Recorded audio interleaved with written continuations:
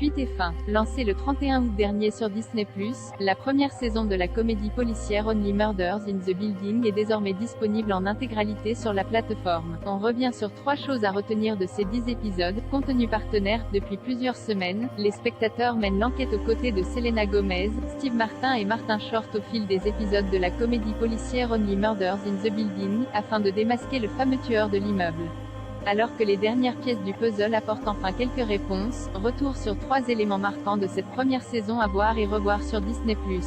Du beau monde à l'Arconia.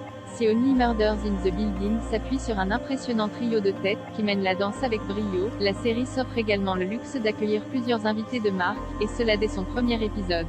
L'excellente Tina Fey campe ainsi Cinda Canning, véritable gourou des podcasts adulée par Oliver, Charles et Mabel. On retrouve également avec plaisir Nathan Lane, nommé à plusieurs reprises aux Emmy Awards pour ses apparitions dans Modern Family, dans le rôle de Teddy Dimas, Jane Lynch en doublure cascade de l'acteur campé par Steve Martin, et Jimmy Fallon dans son propre rôle lors d'un passage télévisé de Cinda Canning. Une participation en particulier a néanmoins marqué tous les esprits cette saison, celle de l'artiste Sting, lui aussi dans son propre rôle. Résident de l'immeuble Arconia, le chanteur rejoint rapidement la liste des suspects, et comment ne pas suspecter un homme qui déteste les chiens? Mais est-il le coupable? Le garçon du 6B. Le temps d'un épisode, le 7e de cette première saison, Only Murders in the Building adopte le point de vue de Theo Dimas, le fils de Teddy. Incarné par l'acteur sourd James Caberly, Chicago Med, le jeune homme observe à distance les enquêteurs en herbe de la série. Soudain, le vacarme s'atténue, les dialogues se taisent et les sons ambiants semblent étouffés, tandis que le spectateur se retrouve plongé dans la réalité de Theo, le regard rivé sur les lèvres des protagonistes. L'accalmie sonore, d'abord inhabituelle pour les entendants, permet au public de se concentrer sur de nouveaux détails, tout en renforçant les émotions.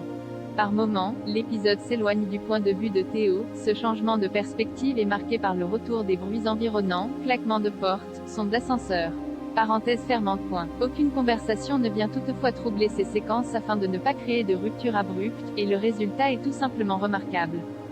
Dénouement final. Contrairement à certaines séries qui préfèrent jouer sur la durée et le suspense, Only Murders in the Building offre un vrai dénouement à l'issue de sa première saison, un choix qui pourra certainement rassurer certains spectateurs inquiets de ne jamais connaître le fin mot de l'histoire. Le meurtrier de Tim Kono est en effet démasqué. Pas d'inquiétude, on garde néanmoins le secret. D'or est déjà renouvelé pour une 2e saison, la comédie policière ne manque toutefois pas de ranimer l'intérêt du public avec un cliffhanger inattendu, qui devrait faire languir d'impatience les spectateurs conquis par cette enquête bien ficelée. La première saison de Only Murders in the Building est disponible en intégralité sur Disney+.